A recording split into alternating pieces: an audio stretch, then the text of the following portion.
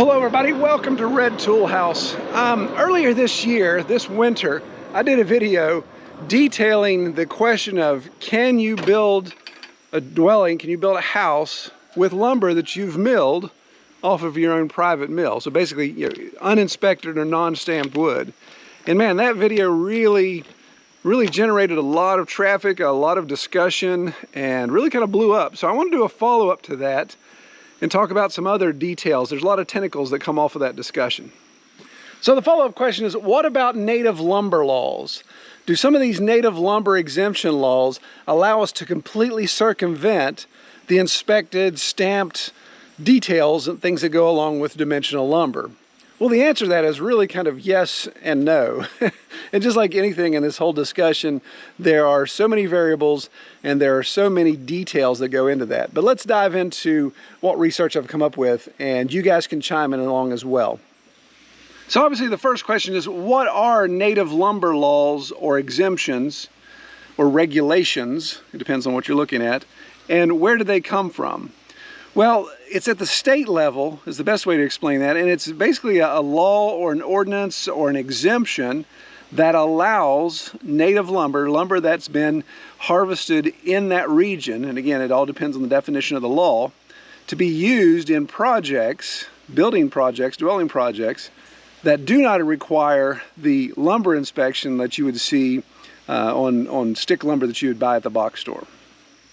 So the reason why these aren't the end-all be-all fix to the inspection issue is, first and foremost, not every state has a native lumber law. In fact, in the research that I've done, I wouldn't say it was exhaustive, but it was extensive, that it looks like there's only about 5 states that have specific laws pertaining to native lumber species. So anything I talk about, any details, specifics that I give here, I'm going to provide links below in the video description so you guys can do your own research. Because again, you cannot use this video as an end-all source for what you can do and what you can't do, because man, there are so many details you got to get into. But this video will allow you to start your research in specific spots depending on what state you're in. So here are the states that I've found that have specific laws on the books or exemptions pertaining to that. So let's break that down a little further. So 3 of those 5 that I've discovered have specific laws that were passed for native species lumber creation and self-inspection, all that type of stuff in their state.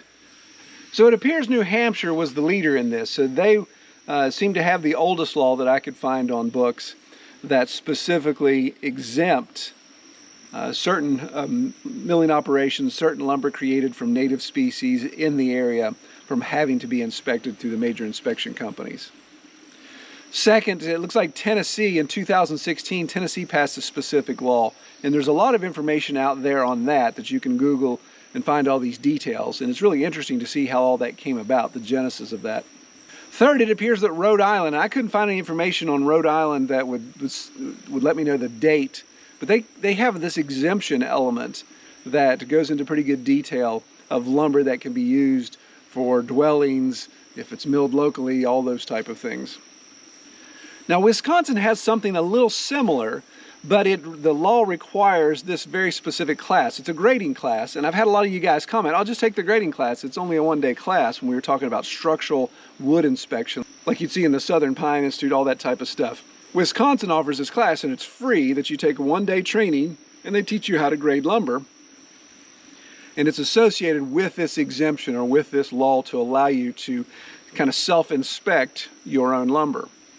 Now, I had several people comment in my previous video about this discussion that New York also has the same law, but I haven't been able to find anything on the books about New York that says New York law allows for this exemption or allows specific details to get around in the inspection process. What I did find is that the New York State Fire Prevention and Building Code Council in 2015 decided they were not going to adopt the International Building Code Standards, which allowed then rough-sawn lumber to still be allowed to be used in New York State.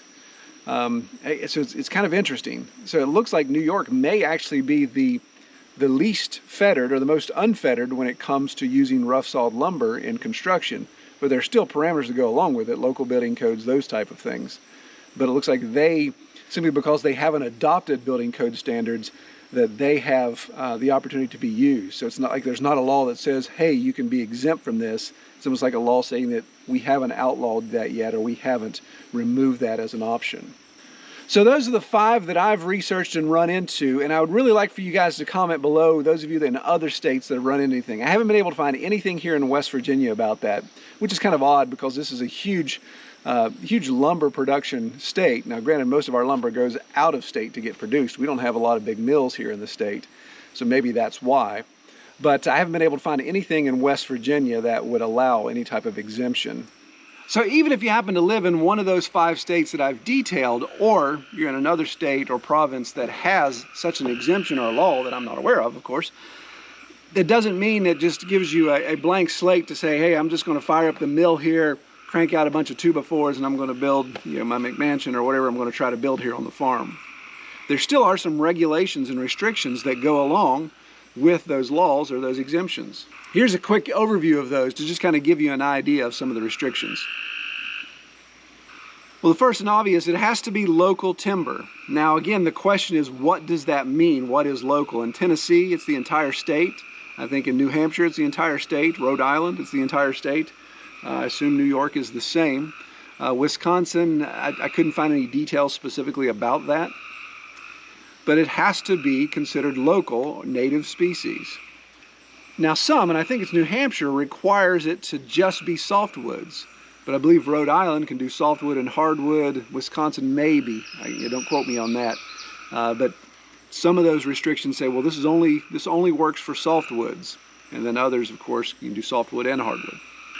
So here's something to find interesting, and I want to phrase this in a way because as soon as it comes out of my mouth, I know people are going to, but it has to be milled from a sawmill that is certified / registered with the state. And again, depending on the state we're talking about, that certification registration could look like different things. But from what I've seen on some of the forums, that registration is really not that big a deal. Maybe in New Hampshire, it's like $50. And there's even some discussion on those forums that say, yeah, people are supposed to do it, but they don't, and nobody red flags them on it. So it could be something as simple as just some small amount of paperwork, a little fee, and bang, they just have you registered. So if I was in New Hampshire with this mill, then it wouldn't take thousands and thousands of dollars to get registered. It just simply puts them on their radar, right? And obviously, you know what license fees are for, of course. So it at least allows them to know where you are, who you are, and what you're doing. And as I mentioned with Wisconsin, some of the requirements are, it may actually require you to take a grading class. There's various things. These exemptions expect you to know enough about lumber that you can grade them. So I would assume that all 5 states would require some sort of form of proof that you know how to grade lumber to a certain degree. So it may be those 1-day or 2-day classes that forestry divisions offer sometimes in the state, or you actually go to an actual grading school. But it looks like, especially specifically in Wisconsin, a 1-day class will suffice. You do have to take a test, so you got to obviously pass the test. So one other interesting little detail unique to this type of law or exemption is the lumber has to be sold directly to the end user. So in that scenario, if I'm the miller here, I'm the sawyer, and I'm running my mill, and I'm going to sell my timber or my lumber to John over here that's going to build a new house, then I have to make sure I'm selling it directly to him. I can't sell it to a contractor who's then going to turn around and sell it to multiple of his clients, or he's going to have his own lumberyard, that type of thing. That won't work. It's got to go straight to the end user. Obviously, if it was something I was doing here on farm for myself, then I'm not transacting with myself, but I am indeed the end user that's going to use it. So it kind of covers that way. So that's the restriction there. And in my research, what I found is that even though you have this exemption, you get to all that point, you've covered all those details, that when you or your customer goes to build his house, he's still subject to the local municipality, local county government's building codes and building restrictions. So if you're in one of those places where there's a local building inspector that's going to come on a regular basis and check out what you've got going on, then you have to comply with that, and the building inspector has final say. He can say, no, you can't use that wood. Even though it's met all the requirements of the exemption, I'm saying you can't use it. So that could be a strikeout there. Now, if you live in counties that don't have building inspection like we do, then maybe that's not that big a deal because there's nobody there to tell you no. Now, something else I found interesting, and I think it's the Rhode Island law, and all my laws are running together now because it's like, but depending on the municipality that you are selling your lumber to, so again, let's use my example here. If my mill was running and I was selling to a guy building a house here in the county, then that county, if they've addressed that at all, could say, well, no, you need to certify that lumber before you give it to Joe or John to build his house. So that, that means there's specific paperwork that I have to fill out, and I have to state certain details about this load of lumber. And those details could be anything from moisture content to dimension to board feet. Some even require a mark, so I may even have to come up with my own stamp, a hammer stamp or something, to put a mark on it. So that's kind of interesting. Then of course it says in those same details that, well, if it's going to a municipality that doesn't require that, you may not need any paperwork at all. You just load it up and go. Who knows? There's also specific structural restrictions when it comes to that lumber. So that lumber can only be used in certain applications. Now, it can still be used in dwellings, but it can't be more than a 2-family dwelling. So it's not like you're going to go out and you're going to build a big apartment complex, or you're going to build a hotel or a motel or something like that. A tree falling in the background. It's like everything's dying to get on the mill. So lost my train of thought. Yeah, so it's restricted to a 1 to 2 family dwelling. It cannot exceed 2 stories, or it can't be 3 stories. It has to be less than 3 stories in height, or 35 feet, the lower of the two. And the local structure has to stay under 10,000 feet. Now, these are just some top-level structural requirements. There's all kinds of things I discovered in the Rhode Island law that say, these type of building types, these building classes, fire restriction thing, ground contact, all that type of stuff. So there's a lot more details to it, a lot more restrictions that come into play based on the type of structure you can build with your sawn lumber.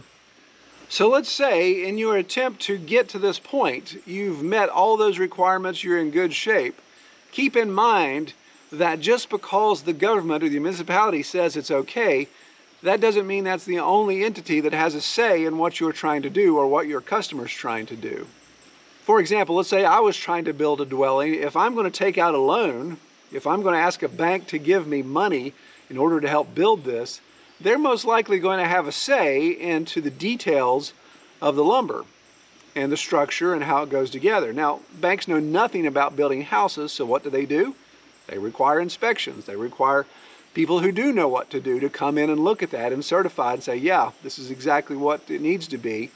Because the bank obviously wants to protect its investment. It wants to know 15, 30 years down the line that that house is still standing, still has value, and hopefully has retained value. And the same comes with any type of homeowner's insurance. So if I build a small house and I want to insure it for fire or theft or whatever, then of course the insurance adjuster is going to have a say in that as well. I know any of you guys that have homeowners insurance can probably remember the application you filled out, the type of foundation, the fireplace, the HVAC system, how many stories, the thickness of the drywall in the garage, blah, blah, blah, blah, blah. There's all these things for our own safety and obviously safety of people that possibly would buy our dwelling. So insurance companies, of course, are going to do the same thing as banks. They're going to require inspections. They're going to require details. And that could be a red flag that says, wait a minute, you built this thing with green lumber or uninspected lumber or self-inspected lumber. We're not going to offer an insurance policy, or if we do, it's going to be X amount more. You could definitely run into that. So needless to say, I find these exemptions, these laws that people have taken the time to draft, really, really interesting. And I'm not a guy that's going to go out and proclaim, hey, we need more laws on the books. Holy moly, that's the last thing we need. But it's kind of interesting. You look at these laws, these exemptions, however you want to word them, and they're actually kind of giving back some of our freedoms. And so I'd like to see more states take this on. And it looks like Tennessee in 2016, the only reason why this came on board is because there were some guys that really worked their butts off, lobbying, spending a lot of time trying to convince their state legislature that this is what needs to happen. And if you look at it, it seems like New Hampshire and New York both underscore. I think New York had more details to show that, hey, this is actually not only reinstating certain freedoms or allowing certain freedoms to continue to exist, but it's actually a boon for the local economy. I think of West Virginia, like I said, a lot of our lumber leaves the state as logs, and there's hardly any value added that the state of West Virginia does. And we have a couple small hardwood flooring producers and things like that. But somebody out of state is making a lot of money off our logs because they're turning them into final products. So if we could keep some of those logs here locally and they get turned into boards, which this get turned into buildings and construction projects, then that could obviously boost the economy. And of course, there's some environmental benefits of that as well, because you're keeping in that local loop. If I go buy a 2x4 in Lowe's right now, I guarantee you it didn't come from the county that I live in. Most likely, it came from the deep south, because it's a pine 2x4 inspected by the SPIB. So I like the idea of that, and I would love to see more people lobby to get more of those laws instituted at a state level. Now, I'm not a big fan of the feds getting involved in anything like that. So maybe at a state level, the states could take these on and put some of these exemptions in, or pass some of these laws to give us a little more freedom when it comes to what we're building with our sawmill. Well, I hope this sheds a little more light on that topic. Just stepped in a big mud puddle, and I hope that if you all are familiar with something that I missed, please comment below, but include a link if you would, because there's a lot of urban legend out there. There's a lot of guys that say, oh yeah, my uncle and my neighbor's cousin was so-and-so for this inspection company, and they said, I don't need to do that, so I'm just gonna go ahead and do it and not worry about it. So if you can post some links in there, then we'll do a follow-up video and add any additional states that we've missed. Our friends in Canada, if you've got anything like that up there, let me know. I haven't been able to find anything in Canada that says you can do that, which I find is extremely interesting because there's so much natural resources up there. But it looks like the Canadian government's got a little bit tighter squeeze, if you know what I'm saying. But comment below, let me know. I may have missed something. Again, not an exhaustive search, but it's something I've put some time in researching to share with you all. Well, I hope everyone has a great evening. Take care.